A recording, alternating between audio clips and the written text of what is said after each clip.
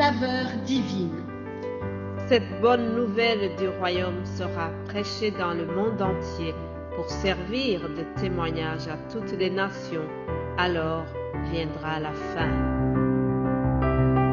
Ce pain céleste vous est présenté par Immaculée Niraneza.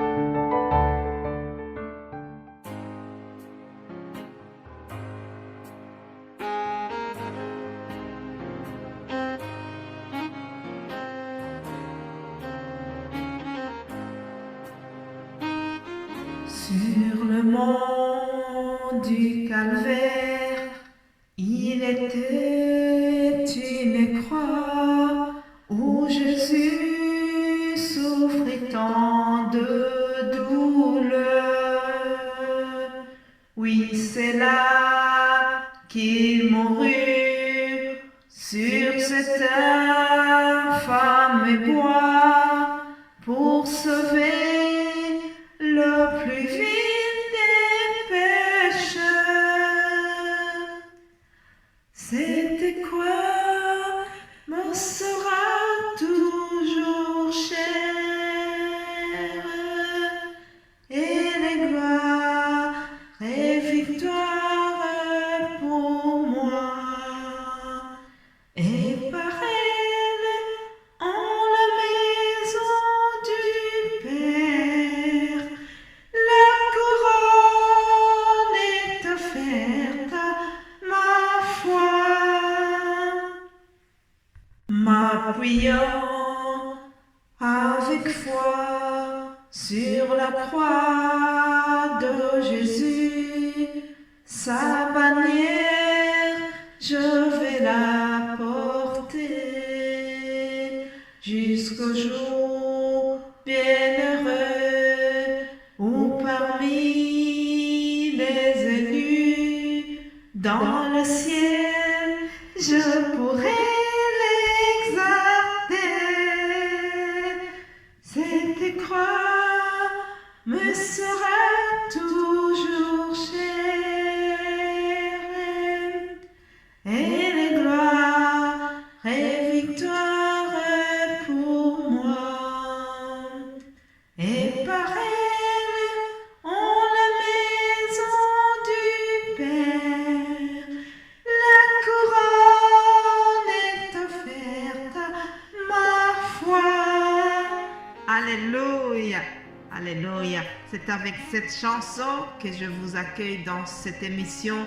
Continuons de commémorer ensemble la mort et la résurrection de Jésus-Christ. Alléluia. Cette croix où Jésus a été crucifié, elle nous sera toujours chère. Elle est la gloire, elle est signe de victoire de la vie contre la mort. Alléluia. Alors cette croix de Jésus-Christ, nous voyons comment il a été crucifié. L'évangéliste Matthieu nous en parle et les autres aussi en parlent. Aujourd'hui, nous allons voir comment ça s'est passé.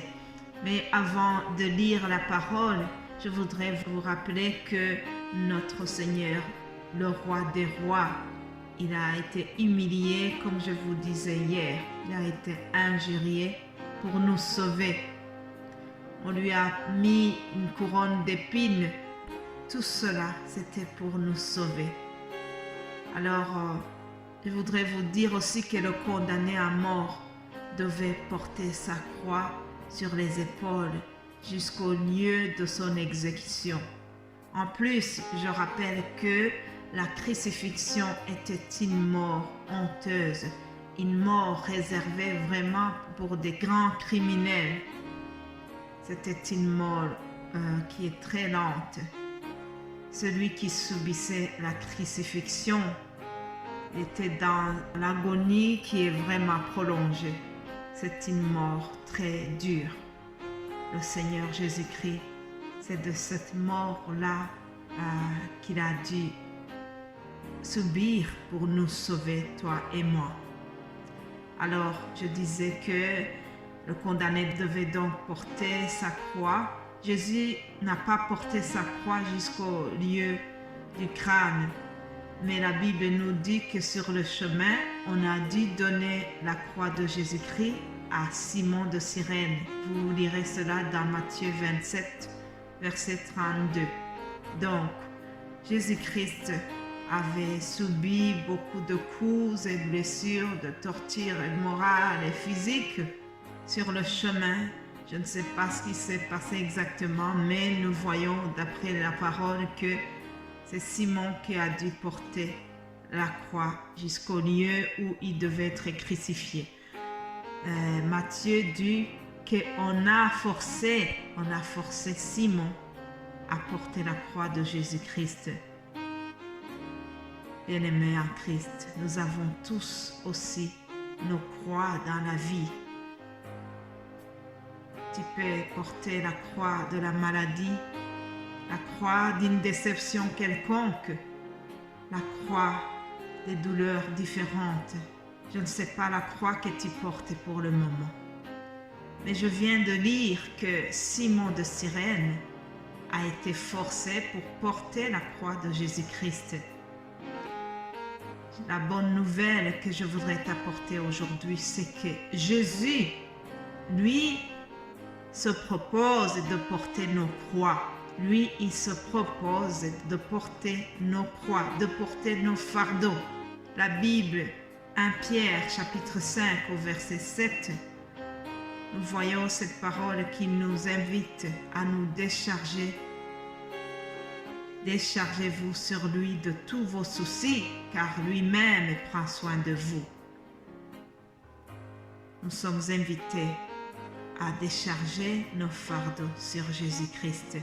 Nous sommes invités à lui porter notre croix.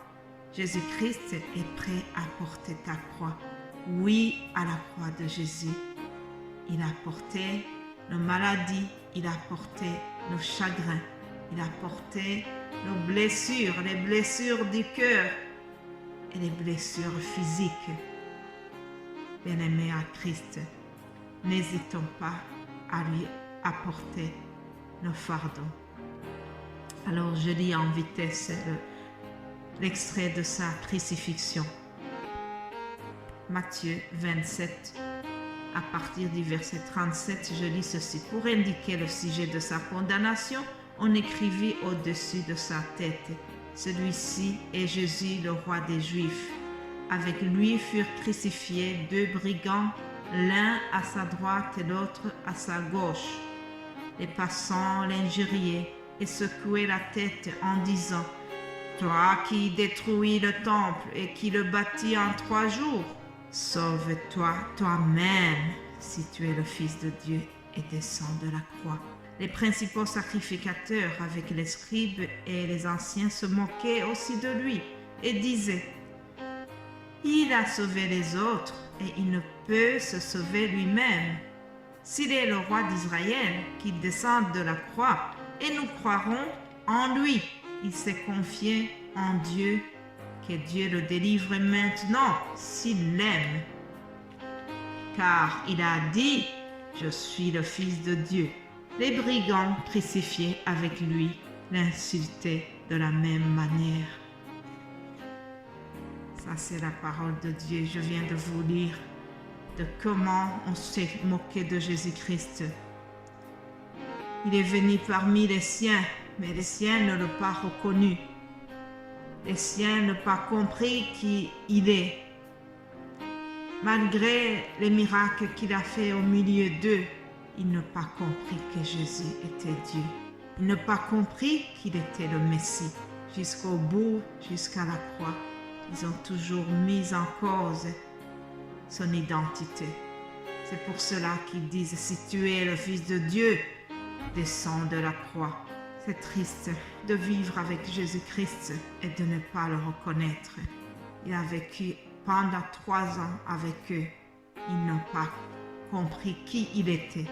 Alors, cher ami, peut-être que pendant plusieurs années, tu as écouté la parole de Dieu. Est-ce que toi, tu as compris que Jésus est le Fils de Dieu?